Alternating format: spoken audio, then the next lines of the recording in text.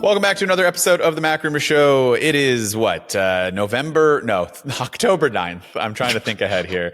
Everything is just blending together. We're starting to get like the lull, but like then I think things are going to pick back up. So last week we talked about some of the M5 products that could be coming, Hartley. But I feel like we're just in a little bit of a slow period. What do you think? Well, we're always in this intermediary stage at this time of year where we know we've got past the iPhone event, we've had the new Apple Watches, and in this instance, some new AirPods as well. But we still haven't quite got to that last run at the end of the year where we get new MacBooks, new iPads. And we are still expecting quite a bit to come out this year. But the tech community has now had plenty of time to digest what we've just got. So the inevitable nature of things is we're always on to the next thing. It's wild how bored we are all already. It's like, okay, we got the iPhones. I'm bored now. What's next? That's a really bad way to think about tech for everyone else. But like from a work perspective, it's like we've spent so long talking about all these iPhones, and then we got them and we spend even longer talking about it. And now that like the reviews are out and like most of the stuff is out, it's like, all right, well, now what? And so I'll tell you what's what. We talked about all that stuff that's on the, that's coming soon. But in the early part of next year, we have the iPhone, what we're assuming is the follow-up to the 16E with the 17E. And then there's been rumors about the low-cost MacBook. So we'll talk about those two things here. Let's start with the iPhone 17E, or do you want to start with, is that what we're thinking is going to be first? I don't know. I think that early next year will be an interesting time for Apple's entry-level products. This year's been a pretty good year for that. We've had the update to the Apple Watch SE just last month, which, that came 3 years after the last model. And also we've had the iPhone 16E, which is now starting to feel like quite a long time ago, but that was this year.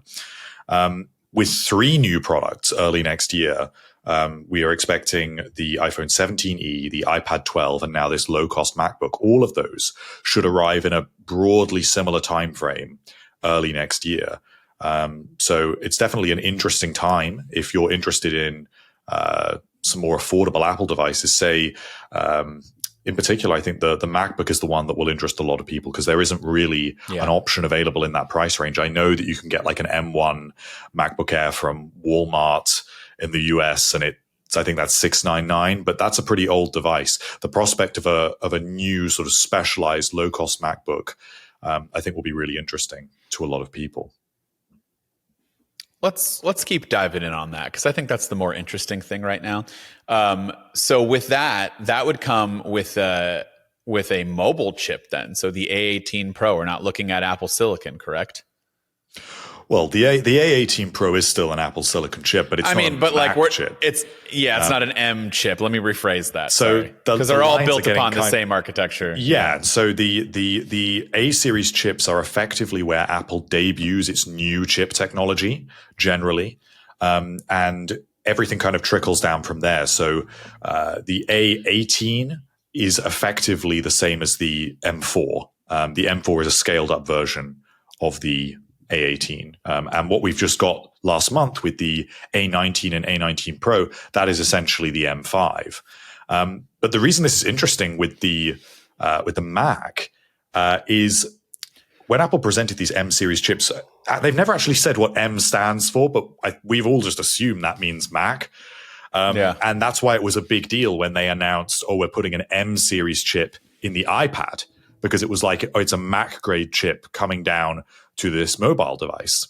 Now the tables are really turning because now we're going to get a Mac with an A series chip, which was designed for the iPhone. And there are limitations to that. So it is less powerful. It supports less memory, only 8 gigabytes of memory. I suppose it is possible that Apple could find a way to increase that just for this device. But right now in the iPhone, any iPhone with an A18 Pro has just 8 gigabytes of memory. And also, I imagine Thunderbolt controllers and USB-C controllers. That is also something that is scaled through those chips. So I imagine this MacBook will not feature Thunderbolt. And it probably will only feature a single USB-C port with 3.1 speeds, just like the iPhone 16 Pro. It's just an iPhone 16 Pro in like a MacBook Air, so it will run macOS, but the hardware you're getting is the same as that of an iPhone 16 Pro. I was gonna say even more similar to like the 2016 MacBook, the 12-inch MacBook, basically, because that only had one single port. You know, it had a little bit more color options because that's something that we're looking at here, but really it just got rose gold. I think that was the only one that I can think of that was kind of like unusual. Well, it was also available in gold. It's the only MacBook we've had in recent times that's been available in gold. And in that sense, yes, it does seem to have some similarities to the 12-inch MacBook, although that is just me speculating. Apple can always debut like they can call it the A18 Pro, but it may actually be quite a differently engineered chip that does include more controllers for two USB-C ports. It may well also support more memory, but as far as we know in the rumor cycle, if they're telling us that it's going to support the A18, that device will have the features of the A18 as we know it so far. It also just makes sense that if this is rumored to be around $599 or $699 price point, that Apple will cut out a lot of things. So one USB-C port, non-Thunderbolt, makes sense to me. 8 gigs of memory makes sense to me. This is for those people who do we always recommend the Air to? Like the people that just need to do a couple of things on their laptop and an iPad's just not suitable enough for them. And they just want a more traditional computer experience, but they're not doing anything crazy. This is perfect for them, perfect for students. They're just note-taking. They're writing off some emails. Like they're not doing anything that requires a bunch of processing power. And so this is even better. You know, we say get the Air because that was the best option at the time, but this would be an even better option for those people because it's $400 cheaper. I think that's a really important point, actually, because as much as we have said over the last few years that the MacBook Air is a great device, which it is an expensive device. It's important to remember that in the market, that is not a cheap laptop when you look at what options are available from other companies like Samsung. And you can get a pretty capable Windows machine for not very much money. And then, of course, you have Chromebooks. And if you are on a budget, you're heading off to college or university, and you're on a budget, you just need something to get your work done. Even with education discount, $899 for a MacBook Air is a big ask. Especially at a time of your life when maybe you have a lot of other things that you're trying to afford. And, it's natural to also want to be able to pick up some AirPods and an iPhone and all of this other stuff. It adds up. And for those people, I think this device will actually be perfect. I think that, just like how there has been such a clear place for the entry-level iPad, and also to a lesser extent for entry-level AirPods and an entry-level iPad, the Mac has always been kind of missing that. Something that feels really competitive and affordable, because I know that if I was on a really strict budget and I was maybe looking for my first Mac, I would feel pretty stuck. And this would provide that perfect option for someone's first MacBook. Or even if you need a secondary device, like maybe you're a little bit hesitant about diving into macOS and you just want to give it a try, this would be a perfect device to do that with. Hey guys, just want to let you know this episode of the MacRumors Show is sponsored by Rula. You ever have one of those weeks where everything just piles on? Stress at work, family stuff, money might be a little tight this month, and you're just kind of stuck in your own head. I've been there. I think we all have. And if I'm being honest, I probably should have talked to somebody about it way sooner. That's why I really like what Rula is doing. They've made therapy simple, not something you have to put off or overthink. You answer a few quick questions, and then, boom, you're connected with licensed therapists who actually take your insurance. The average session is like $15. Seriously, $15. That's like one day of lunch, but instead, you can get some help that you might need. And it's not a good luck, figure it out type situation. Rula stays with you, helps book your sessions, checks in on your progress. It's real support and not just a name on a screen. You can get matched and book your first appointment as soon as tomorrow. There's no wait list, no stress, no excuses. Thousands of guys have already used Rula to finally get the care they needed. Don't keep putting it off. Go to rula.com/Mac and get started today. That's RULA.com/Mac. Take the first step. get connected, and take control of your mental health. Thanks, Rula, for sponsoring this episode. Yeah, no, I completely agree. I do think that there's going to be a specific audience like we talked about with this, and the colors are kind of an interesting thing for me. Remember the MacBook that had the bunch of color options and it had the white frame? I wish that maybe this would be that. That would be cool. Like if there was a way to distinguish, like even if it was plastic, like if that portion was a white plastic on the bottom for the keyboard, like that would keep costs down. And then you can make it like fun colors for the top. I don't know. I'm just kind of speculating based on like those rumors that were, I don't know, they've happened for so many years, I feel like. But do you think that's a possibility, or is this just more of like it's going to look like an Air and it's going to have some colors based on the aluminum? It's an open question what design Apple will use, but what I will say is that this is an entry-level device, and what Apple does and has done now for at least a decade is where it has the most low-cost offerings and it is trying to present something as a budget package, it reuses components and it reuses designs. So the iPhone 16e is a reworked design that was first used on the iPhone 14 Pro. That's an iPhone 14 Pro display. That's an iPhone, not an iPhone 14 Pro, just a standard iPhone 14. It's the same frame. It's the same front display. And now the glass on the back is just frosted. But it is essentially a reused design. All of the SE models did that too. And I know that the iPad's design is a little bit more distinctive, but it is essentially a slightly thicker iPad Air, as was introduced in 2020. So when we apply this to the MacBook line, Apple has two choices, in my view. It can either repurpose the entry-level MacBook Pro or the MacBook Air. The reason why it might use the MacBook Pro is because it is thicker, it provides more internal space, and it clearly situates it as a design that is less agile than the Air. That strikes me as a less viable option, but it is one of them. The other one is that it reuses the design of the MacBook Air. I think that is less likely because, especially if it's more fun color options, I think that makes the MacBook Air a harder sell. And I still think that design is relatively new. So what's most likely to me is that Apple actually revives the design that was last used on the M1 MacBook Air, which is that device that we've seen in Walmart for around this price point, and was used, I think it was introduced in 2017 all the way through to 2020. And that is the MacBook Air with the tapered wedge design. And an LCD display, thicker bezels. And that is something that clearly next to a MacBook Air today would look a lot cheaper. But if you give that some fun colors, a lower price point, and Apple Silicon, I still think that would be very compelling to a lot of people. I know people today who still have MacBooks with that design, and they're very happy with them. Mm-hmm. Yeah. I mean, like I said, I think this would do fairly well. This would be an easy recommend for a lot of people out there who just need something to get by, something generic or a secondary device. Like you said, maybe they got a really heavy Mac, mini setup or a Mac Studio or something crazy where they just don't want to touch that on their desk and it's just a desktop situation. Well, you can get a cheaper one for travel and you've got what you need.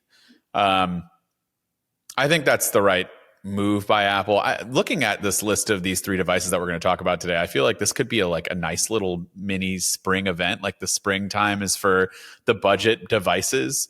I don't think they do an event, but maybe like a pseudo, press release video event. What did they do for the 16E? That was just like a watch this video at this time, right? I believe so. I don't think it came out. We were on our retreat, so I don't remember what it was. But it was like at this time something was going to happen, but like it wasn't like a full-blown event, correct? As far as I remember, although I could be wrong. I don't remember. Especially with the 17E, like it looks like that will be a pretty iterative upgrade. I mean, the low-cost MacBook is a whole new device. It's a whole new thing in the product lineup. It effectively represents a first generation, whereas the 17E is going to be way less substantial than the 16E, which in a lot of respects was a completely new device as well. Yes, it reuses components, but it's not a direct continuation of anything, not even really an iPhone SE, which it is in a lot of respects, but you've got an excellent camera on there. No compromises with that. You've got a no compromise chip as well. And I'm in general very impressed by the iPhone 16e. I think it is extremely underrated. And the next version will be fairly small, just the biggest upgrade being the chip. So moving up to the same A19 chip that is used in the iPhone 17. And it's possible that it could get dynamic island. It's possible that it could adopt the design of the iPhone 15 as well. But I actually wonder if it's a little bit too soon for that, if maybe that is something that we're more likely to see with the iPhone 18e. Like 15 getting... Did the 15 get the action button too, or was that just for pros? I think it got the action button. I believe so. But it definitely got that more... the more curved edges and slimmer bezels and dynamic island. It does feel like a fairly dramatic design difference from the iPhone 14. And I can see Apple adopting that for its device lineup in the future. But another reason why I think it's more likely to appear with the iPhone 18e rather than the 17e is because the 18e will get an event. There is no doubt in my mind that the 18e is going to get an event. And the reason why I'm with the go ahead. Yeah, you called it, but that's exactly why. It's because it will come out alongside the iPhone 18. There will be no iPhone 18 next year because we're just expecting to get the Air 2, the 18 Pro and 18 Pro Max, and the foldable. So 3 devices. And then the following spring, get the 18 and 18e together. So if Apple is actually launching the iPhone 18, and especially given how popular the iPhone 17 has been already this year, it has been really above and beyond the most successful device in terms of sales, and has really exceeded Apple's expectations. And I think we can see why. It's a great device and really quite good value for money as well. Stands up to flagships in a way that those iPhones have not really been able to do before. So I think an event is certain for that, as far as things ever can be certain with Apple. And as such, maybe a design difference will be justified for that generation rather than this one. I think 2 successive design changes year after year are maybe not so likely. I'm even skeptical it will get dynamic island. I think that is, again, something for the following year. But even if it is just a chip upgrade, maybe some new color options, that is still a good offering for someone who is walking into the Apple store off the street. We talk about this sort of person quite a lot, that even if to us we feel like, but why is Apple upgrading it? What's the difference? What's the point? The fact is, if I was in the market for an iPhone E model early next year, I would be glad that I was getting the version with the A19 chip that represents some of the latest technology rather than a device that was introduced over a year ago. Yeah. Here's the thing, though. The 17E is going to be the very first entry point to the iPhone at that point in time. So you'll have the 17E, you'll have the 17, the 17 Pro and Pro Max, and then the Air. The 17E being $599 and the iPhone 17 being just $200 more and being so much better, in my opinion, and being the phone of the year currently is going to be a tough sell, more so than the 16E was this year with the 16. Does that make sense? I agree. But I think that the E models are just for an audience that don't care. I think I get it. That I think there is this average user, and I think that that's what the iPhone 17 appeals to so perfectly. You've got great cameras. You've actually got 2 of them. You've got a large display. You've got slim bezels. You've got dynamic island. and you've got ProMotion now. It all feels very fresh. It feels pretty flagship, actually. You're effectively getting an iPhone 16 Pro, but minus the telephoto camera. It feels like a really premium offering, which some people really like. Quite a lot of average people want to feel like they're getting a lot of device for their money. But there are also a very separate group of people that just want an iPhone. They don't care about two cameras. They don't know what ProMotion is. They don't care about how thick the borders are around the display. And they don't know what a dynamic island is. And even if they got one, they wouldn't really see any difference to the notch. Those people love the E lineup. Those people also the make SE before that. Those people also make their displays, the text of the display, like 2x bold. You ever see? Yeah. No shame to that. It's just, I feel like any person I've ever seen that uses a like iPhone 16e or like the lower end iPhones, that's always like a trope that goes with it. It's mostly because it's catered towards like older people. My dad does that. I mean, that's just, I think I've personally recommended and have seen those people. 3 different older people over the age of like 65 have bought 16Es after my recommendation and said that it's perfect for what they need. So I totally get it. And then for young, probably, maybe you have like a tween or a teenager at home that's like, I want a phone, and you want to get them their first phone at 13. That's a good option as well. But it's just like for everybody else in the middle who are like, what iPhone should I get? Oh, I see the 16e or 17e now it's $599. Should I just get that? It's like, if you care about some of these other things, you really might want to take a look at the standard phone now more than ever. And I used to throw so much shade, like literally 1 month difference. That's all it took. 1 month between me saying like, I don't care at all about the base model phone, to me being that is my favorite phone of the year. And I think that's the one that everybody should get if you don't need a telephoto lens. Like that's truly it. I agree. And I think it's telling that it has been so successful for Apple, and the lead times on that model for delivery were way longer than anyone expected, because it's such a good proposition for the average person. A lot more than I was expecting, actually. But then at the same time, there are plenty of people, and I will get asked this question over the next year. I have to some extent already been asked it a few times, where people will say to me, oh, so we've got this iPhone 16e. Shall I buy an iPhone 16? What's the difference? What am I getting for that money?